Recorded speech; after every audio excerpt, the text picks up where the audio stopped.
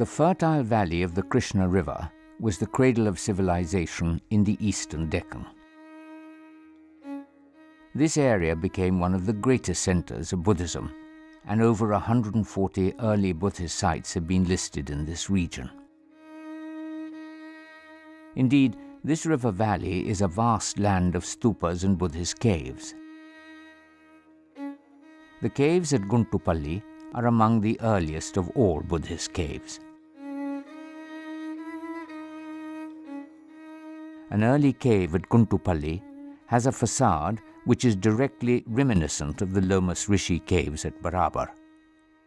Those were made in the 3rd century BC by Emperor Ashoka and his grandson Dashratha for the Ajivika sect of ascetics. Jagayapeta, on a tributary of the Krishna River, had many stupas.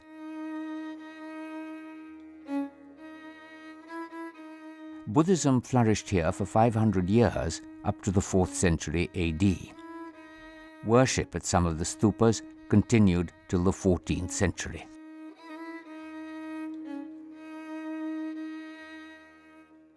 The caves and stupas of this valley reflect developments in Buddhism and its art over several hundreds of years. We also see the representation of the happy coexistence of different schools of thought in both the Theravada and Mahayana traditions.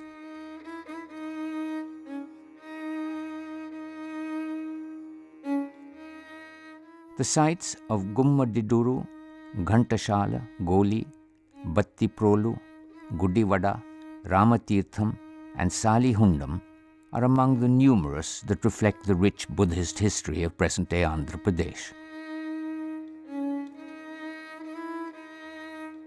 At sites like Panigiri, 110 kilometers eastwards of Hyderabad, sculptures are still being found from under the ground.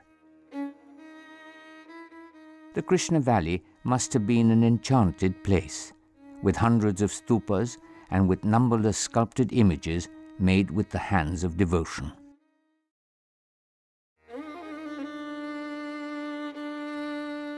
The Buddhist site of Amaravati is on the bank of the river Krishna, next to the ancient capital of Dharanikota. The history of the stupas at this site covers at least 1,400 years, from the time of Emperor Ashoka in the 3rd century BC. While the glorious Mahastupa at Amravati was made and sculpted in different stages from the 1st century BC till the 3rd century AD, many other stupas were made in the Krishna River Valley. Their railings and drum slabs are a vast surviving corpus of the early art of Buddhism.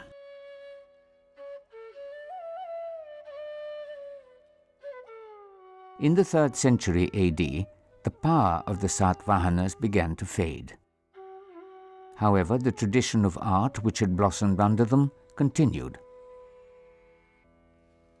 The Ikshvakus came to power in the 2nd quarter of the 3rd century and established a new capital called Vijayapura, or the City of Victory, in the Nagarjunakonda Valley. The great Buddhist teacher Nagarjuna, one of the most important proponents of Mahayana philosophy, was known to have lived here in the 1st or 2nd century AD. Nagarjunakonda means the hill of Nagarjuna.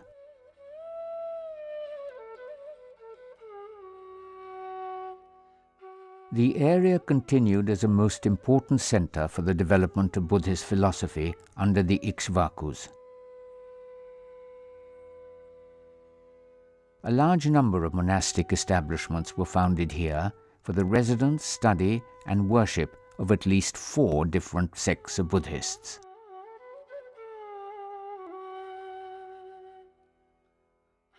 Unlike Amravati, the remains at Nagarjunakonda have been systematically excavated and securely dated through inscriptions to the 3rd and 4th centuries. The original site was submerged by the making of a dam in recent years. However, the edifices were carefully reconstructed and preserved for the future.